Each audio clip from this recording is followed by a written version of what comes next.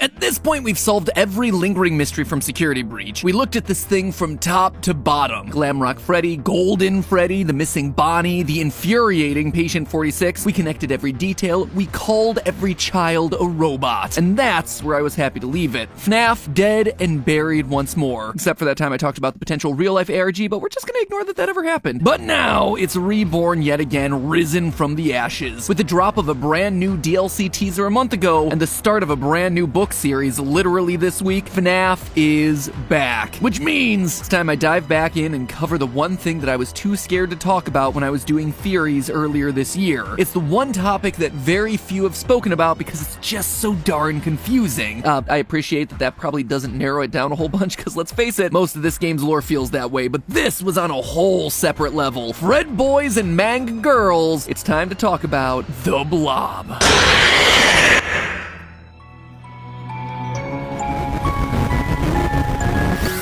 Hello Internet, welcome to Game Theory, the show that's full of so much agony from analyzing FNAF, it could probably bring its own animatronic to life. Maybe then I'd finally get a vacation. Soon, my precious, soon. So, you heard the cold open, there's a new FNAF book, there's a new FNAF teaser. But before I get to any of that, there's one topic that all of us left lingering from Security Breach. Everyone's favorite mass of animatronic parts and black tentacles, the Blob. Or, as I like to call him, Freddy Spaghetti. On that note, by the way, I don't know if you're aware, but FNAF is in the process of becoming a real pizza place. Not real. Basically, they're doing the same ghost kitchen stuff that Mr. Beast did for his food company, where existing restaurants just make extra food under a different brand. Actually did a food theory explaining it all. Check it out after the video. It's actually really fascinating stuff and very relevant to the franchise now. Anyway, with a real-life Freddy's comes the need for some real-life food. And if Freddy Spaghetti is not an item on that menu, so help me, I will write a politely worded letter to their social media account and kindly request that they reconsider. Anyway, the Blob was, at the time, the mystery that no one could crack. Then you've got the Blob as well. The Blob's just on another level of complicated. With the Blob, there are so many animatronic bodies there that have no reason to be there. I'm gonna take a stab in the dark. I think I put Henry in the Blob. The Blob is just a catch-all, all loose ends. And anything we don't understand, it's in there. It's in the Blob. But you know what? It's been half a year. I'm done just throwing all our unanswered questions into this literal landfill of a character. Today we're getting some definitive answers as to what and who this thing might actually be. And those answers are gonna do two things for us. One, they'll absolutely help clarify how we talk about this franchise moving forward, and two, they'll certainly have severe implications for the Ruin DLC that's coming out early next year. So in the event that you repress this game, and specifically this character in your memory like I did, here's the quickest of reminders. In Security Breach, if you stay past 6 AM and defeat all the other animatronics, you're able to descend down into the basement of the Pizzaplex. It's there that you discover the remains of the FNAF 6 restaurant with a big ol' hole in the middle. Try to go down that hole on your own, and you're immediately jump scared by the face of Funtime Freddy attached to a big oily tentacle. But hop into Glamrock Freddy and he protects you, saying that his friends are here and that they're angry and confused. Then, during the Aftons fight, those same oily tentacles pop in from the vents, trying to capture you, or anyone, to be honest. Burn Afton enough times and you get the final cutscene where the Blob returns to drag Afton off into the ceiling to keep him in cold storage until the next game. And because this is one of only a handful of animated cutscenes in Security Breach, everyone assumes that this is the true canon ending of the game. So figuring out what this thing is meant to be must be pretty darn important, right? So I guess it's time for me to stop stalling and start theorizing. The best place to start is to understand what exactly this thing's made out of, because really, it's a who's who of FNAF history. Obviously, we see Funtime Freddy as its main face. As you're descending down through the hole, though, you can definitely make out FNAF 1's Chica. The shape of the head and the torso are a dead giveaway here. Peeking out is also FNAF 1's Bonnie. Notice the coloring of it and the lack of rosy cheeks. We also have a few random arms and legs popping out. These all match the style of FNAF 1 animatronics. Notice the 3 toes on the feet and the 3 fingers and thumb with no joints on the fingers of the hands. And that's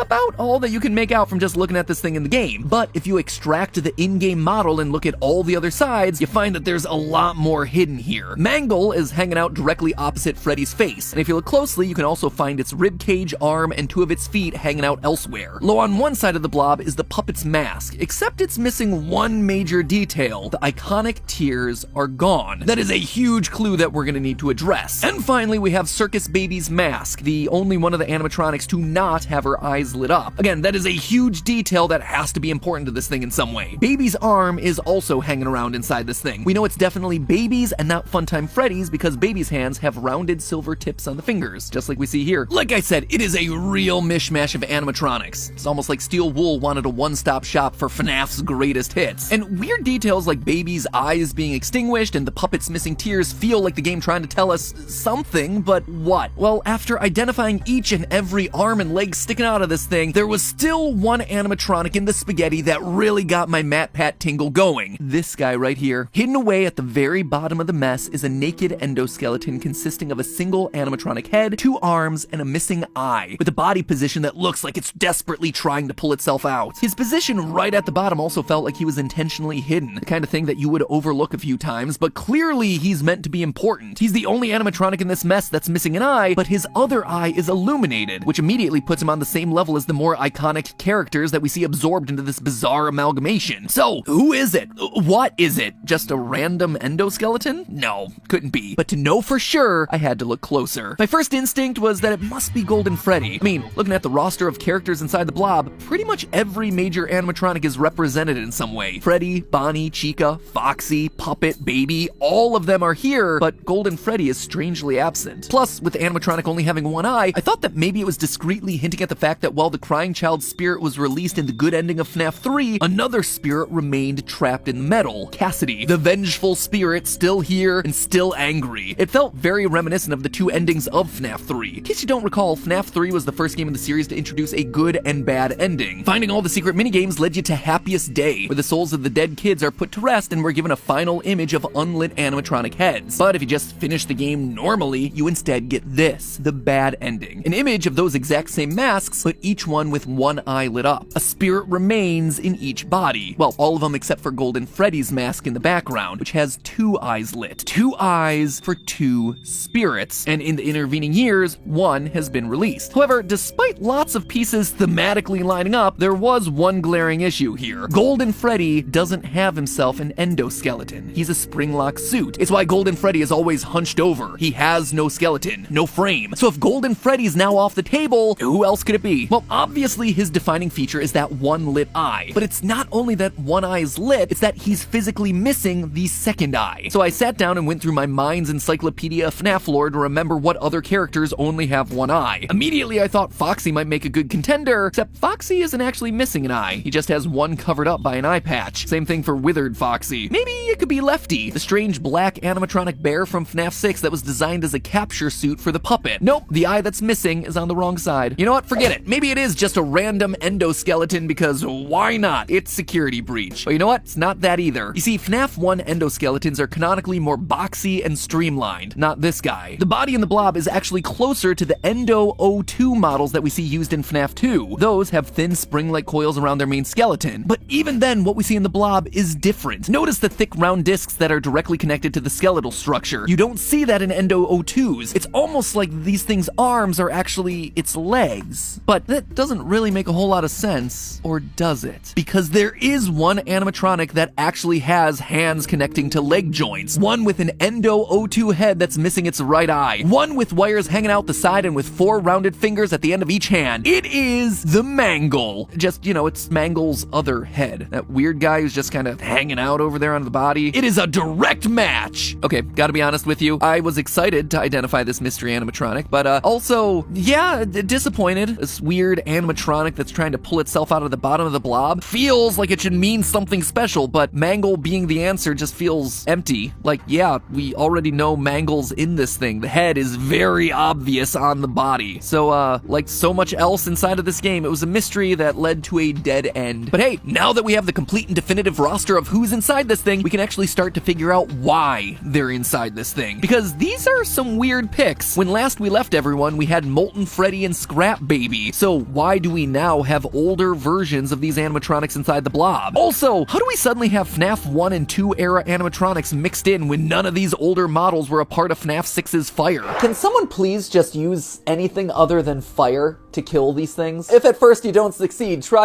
again, but at a certain point you just gotta like cut it off and be like, you know what? Maybe there's something else. Silver bullet?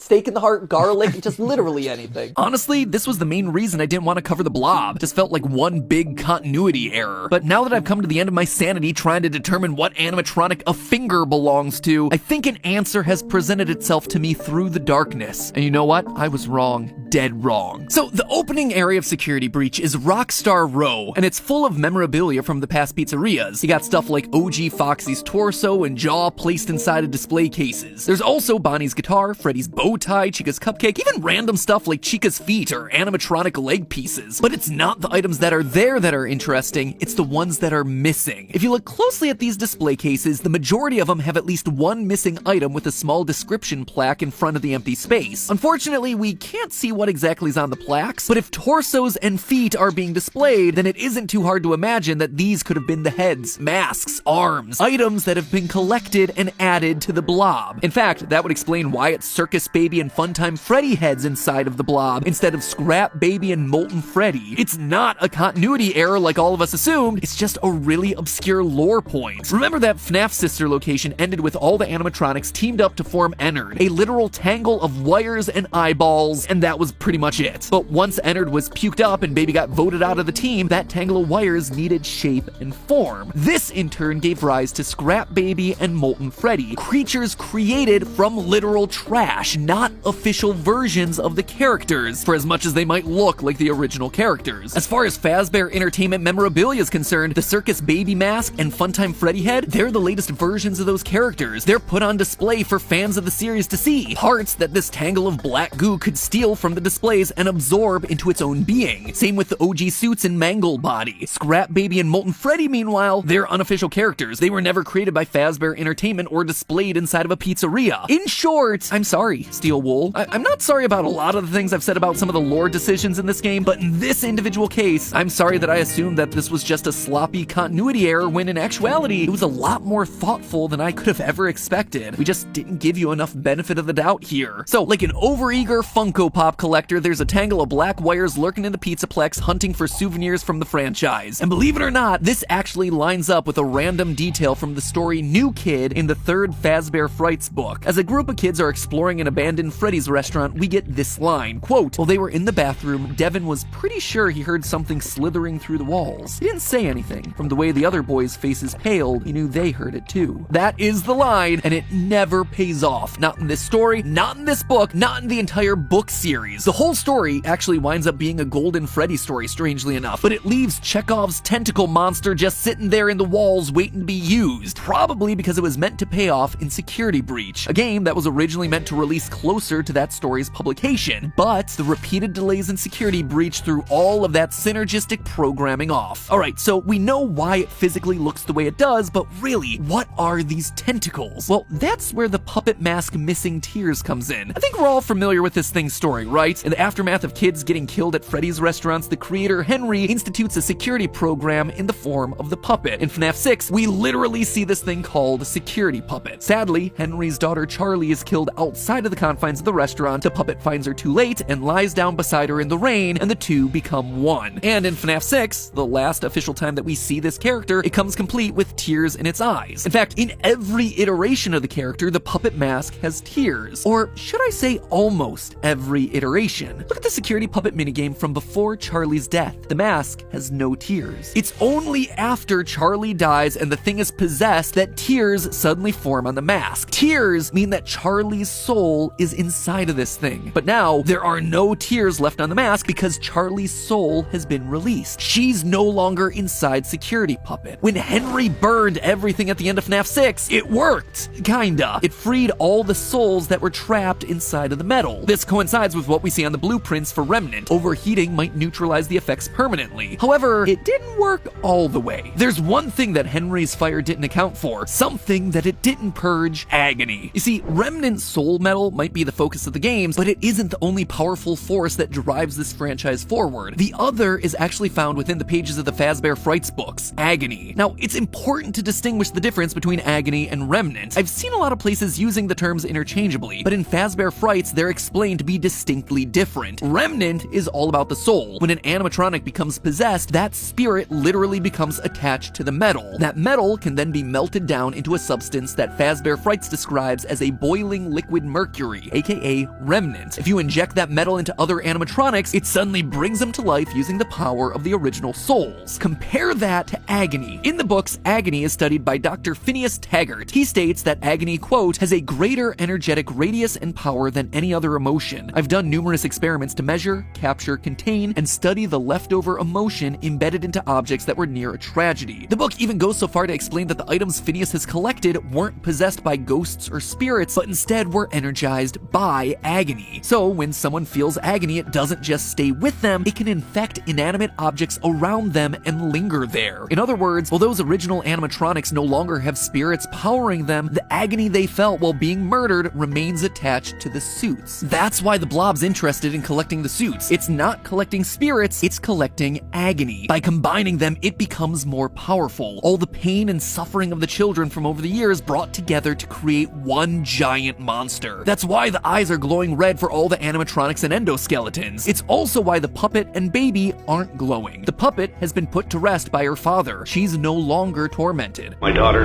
if you can hear me, it's time to rest.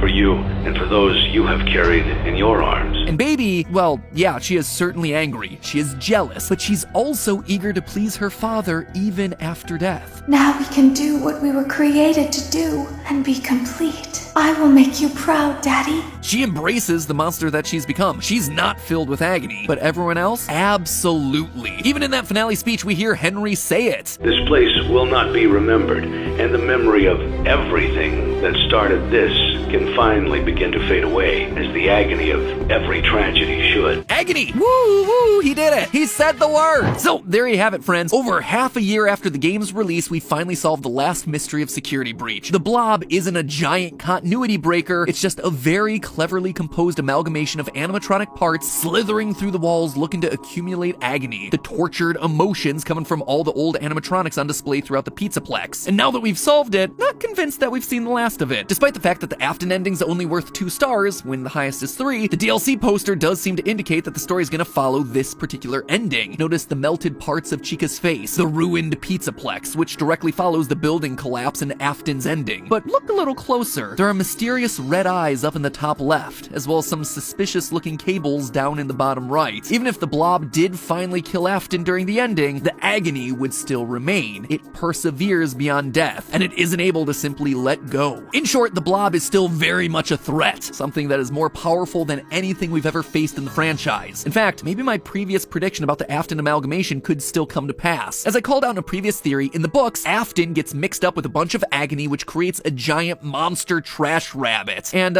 isn't that exactly what we're seeing in the ending of Security Breach? Afton mixed in with a bunch of agony parts. I suspect that Afton may be able to take control of this thing, overriding the Blob's directionless rage and focusing it in order to wreak havoc on Gregory and whoever this new character might be, just like he does during the Stitch Wraith stories from Fazbear Frights. The only issue is, I'm not sure how we'd be able to stop it. In Fazbear Frights, the solution is to see into people's memories and trap them inside those memories. It's a pretty random power, so it's hard to say how that might work in the games. Unless, of course, this new character is meant to be someone that could remind Afton or the Blob of good memories, bringing them back to reality and quelling the agony within. But that, my friends, is a theory for another day. So in the meantime, remember, it's all just a theory. A game theory. Thanks for watching.